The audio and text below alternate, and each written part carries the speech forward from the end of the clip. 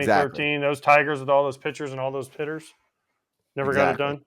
So let's talk about the Cinderella story and see if it continues. John Gambadoro is joining us right now, longtime Afternoon Drive sports talk radio host on Arizona Sports 98.7 FM in Phoenix. You got the whole crew here today, John. How you doing? And how do you feel like the series is going out there in Arizona? Obviously, I know they're down 3-1 now. Are people having a good time, enjoying the ride at least? Because let's be real, how many people had them here?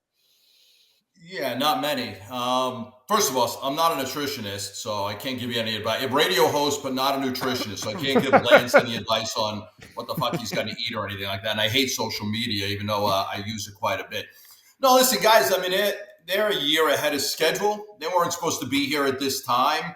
A lot went right for them. The Gabby Moreno trade was great. Merrill Kelly's been terrific. The bullpen, which was a disaster, has really worked itself out. I mean, Ryan Thompson was a great find. Nobody wanted him after Tampa cut him. So I think Hazen reworking the bullpen is a big reason why. I'm not surprised they beat Milwaukee. I wasn't surprised they beat the Dodgers like you guys were talking about. The Dodgers didn't have Dustin May. They didn't have Gonsolin. They had to start Kershaw. They didn't have Urias. They didn't have Buehler. So I'm not surprised they beat the Dodgers. I didn't think they'd beat the Rangers, and here we are down 3-1.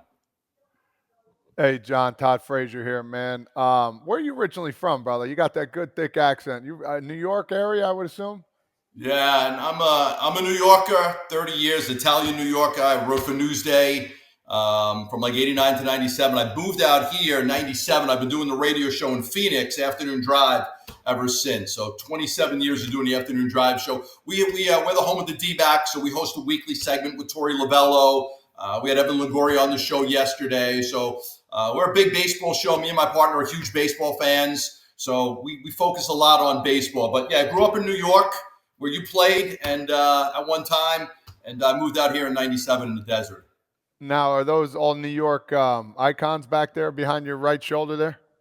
No, I was at the Negro League Museum a while back and I ran into Buck O'Neill and I never ever asked for autographs. And I sat down, I did about an hour and a half just talking to Buck O'Neill. And I got done with that. And I said, Mr. O'Neill, I never do this, but I'm going to run into that shop right there. I'm going to buy a Monarchs jersey. I'm going to have you sign it for me because the guy just blew me away. So that's a Buck O'Neill Monarchs jersey. I got a Jeter piece. It's a 61 Yankees behind me. I've got in front of me, I got this nice little Joe DiMaggio signed piece.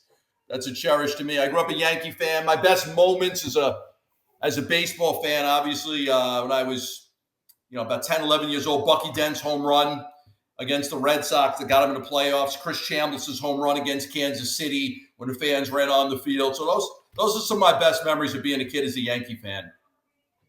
If the Diamondbacks don't win this, you said, they're a year early. They have all these guys coming. They don't win this. You feel like ownership's going to allow Mike Hazen to do what he needs to do? Or are you just hoping that all these guys, the Corbin Carrolls, the Ketel Martes, the Christian Walkers, are all going to improve next year to get you to this spot again? I mean, let's be honest. They need a number 4 starter, so they've got to get another starter. Madison Bumgarner didn't work out. I give them credit. They might not have made the playoffs if they tried to push Bumgarner another month to see if that would work. So they got rid of him after, 4 starts? Zach Davies didn't work out. So Bumgarner and Davies didn't work out. People are saying, well, they don't have a 4th starter. They went for Montgomery at the trade deadline. They couldn't get him. They went for Lorenzen at the trade deadline. I think we're glad they didn't get him because, after that, 130 pitch no-hitter, he wasn't any good. So I think that they've got to go get another starter. I think they'll have the money to do it. And then they need a third baseman. Now, you could sit here and say maybe Jordan Lola could play third base. He's that top prospect. But, Longoria is going to retire very likely, and Rivera's not the answer. They're set at catcher. I still think they're set at first base. Walker's still a good player. They're set at second. They're set at short. They're set in left, center, and right. The problem is third base and starting pitching. So they've got to go out. They've got to add a starting pitcher, another quality starting pitcher, and they've got to go get a third baseman with a little bit of thump. And I think that they'll have the money to do it. Look, let's be honest. I mean, they got 3, 5, 6 home games here. They're charging $750, $850, $1,000 a ticket. They're making a lot of money during this postseason. I think Ken Kendrick will spend that money to upgrade the baseball team. You hope, right? You're hoping. We hope. We hope. You're hoping. Because there's been some owners that don't necessarily do that. But But John, my question is we're still in this year. We're already jumping ahead to next year like the series is over. How do the D-backs win tonight, win game 6, win game 7 like they did in 2001? How do they come back from the deck and figure out a way to win this? You got to get to Kelly. You got to Gallen. Listen, Gallen's pitched about 240 innings this year. I mean, he's way above what his previous high was. 40, 50, 60 innings more than what his previous high is. So I think he's wearing down. He pitches better at home. He hasn't been in the playoffs, he hasn't been the guy that was a Cy Young candidate for most of the year. He's worn down a little bit, but he's still good, and he pitches better in this ballpark. Merrill Kelly, guys, I mean, I don't know. Has there been a better starter in the playoffs than Merrill Kelly? I don't think Texas wants to get to him in game 6. He's fantastic.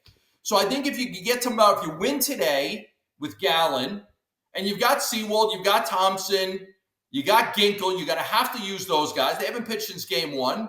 You get to Kelly in game 6, you feel really good about your chances in game 6, just like in Philly when Merrill Kelly won. And then you take your chances in a game 7. You know, game 7 in Philly, they shut down Harper, they shut down Turner, they shut down Castellanos, they shut down Schwarber. I don't, for the life of me, nobody here knows why they're pitching to Corey Seager. I mean, there's a runner on third, you got an open base on first and second, you're down 2-0, 3-0.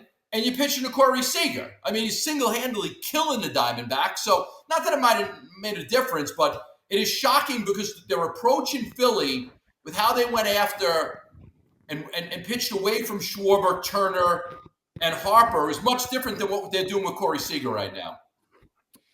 Hey, question for you. So growing up over here in the Northeast, you got Mike Mad Dog Russo, you got all these radio guys screaming and yelling.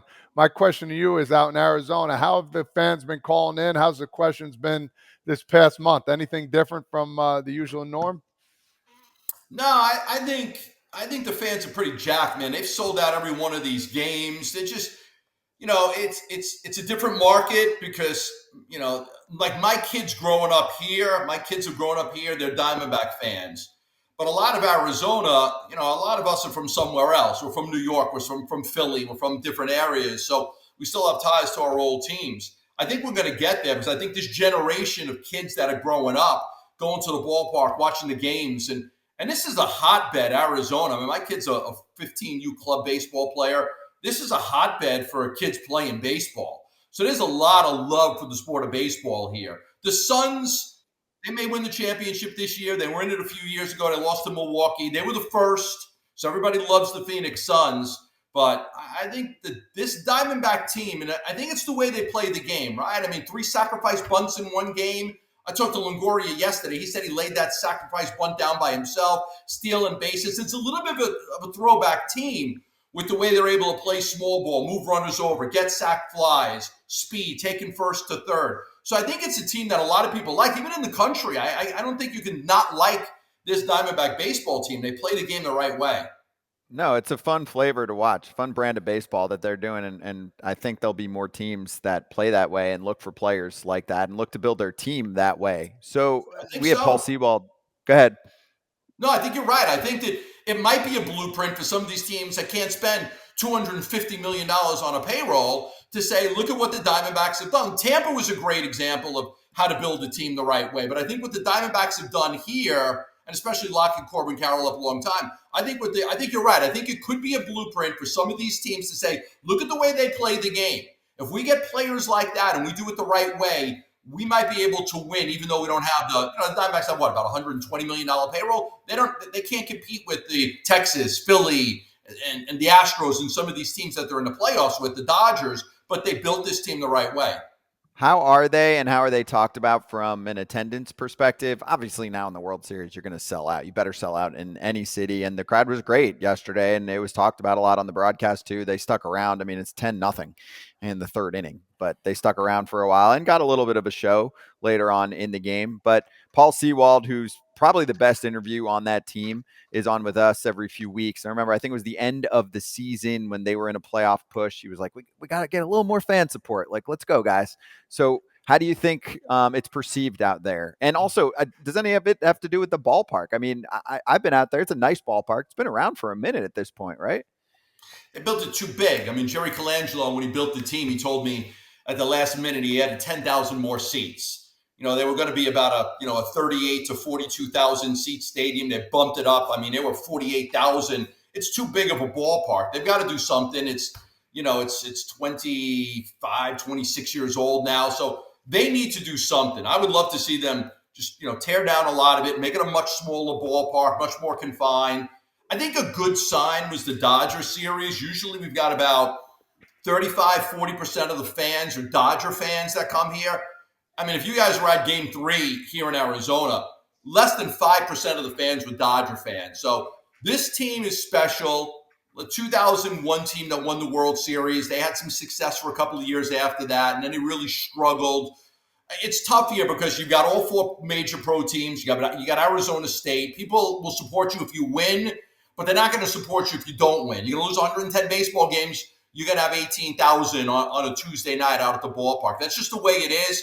I hope this team is, and I think that they're a special team, that you're going to see a big increase in season ticket sales for the next few years. And I think that the game changing too, right? I mean, I'm old school. I didn't necessarily want all the changes, but 2.5-hour baseball game is in line with what a basketball game is or what a football game is. So I think people are liking the fact that they can come to a baseball game and feel like, okay, I'm going to be out there in 2.5 hours. The younger generation, I mean, I'm fine sitting through a 3.5 hour game, but younger people don't. I think those changes will help people want to be here as well.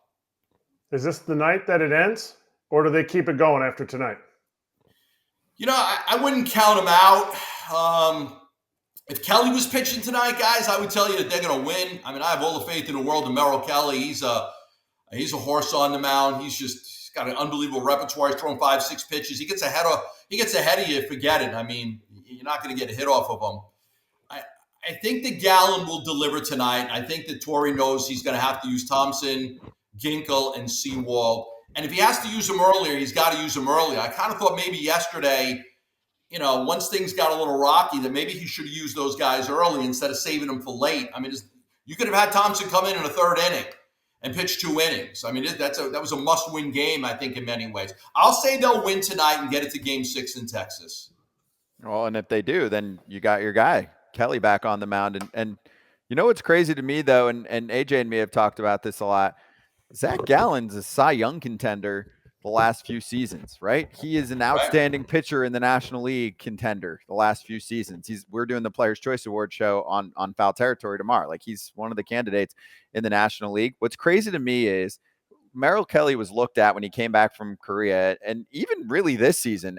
Now, I guess he picked it up during the season here, where last year you're probably like, oh, he's like a 5, maybe a 4. This year, you're like, he's a 4, maybe a 3. In the playoffs, he's pitching like a 1. It's just crazy that you said, well, if it was Kelly, I would feel better versus Gallen. When you think about that, like, it's crazy, right, AJ? Like, Zac Gallen's supposed to be one of the best pitchers in the league. It just shows how far. I think it says more about Kelly than it says about Gallen, though. I mean, he's throwing harder. He's got command of all of his pitches. It's just crazy to me because he came in the league and they were like, oh, he'll be a nice innings eater. No, he's been great. And Zac Gallen, the thing about Zac Gallen, he's got over a 5 ERA in this postseason. And like John said, he's already thrown over 240 innings, I think, this year, which is a lot for anybody, especially in today's game. So I don't know that it's Zac Gallen, but his stuff isn't as sharp. He's throwing more balls than he's ever thrown, meaning he's walking and falling behind more guys. Maybe he's trying to be too fine. And I think the thing, and John can tell us because he sees him more than anybody, but he's always kind of been his stuff has always been above average, but his control has been what has separated him because he can throw 4 or 5 pitches and he can put them everywhere in the strike zone on the edges. If you see in the postseason, he's either missing the edges as balls or he's missing into the middle of the plate and they're getting whacked. So for him, he has to be really fine around, and that's what he's been so good at. Maybe it's adrenaline, maybe it's fatigue. We don't know, John. Maybe you can tell us. But Zac Gallen hasn't been the same Zac Gallen we've watched for basically 2 years in a row now in the regular season. I got on my notes for my show today. He's at 237 innings. Previous high was 184. So 53 innings more than he's ever thrown before. I mean, you guys would know more than I would if that's a factor for arm fatigue. The other thing is, like, against the Phillies, his fastball is going to get hit by those guys.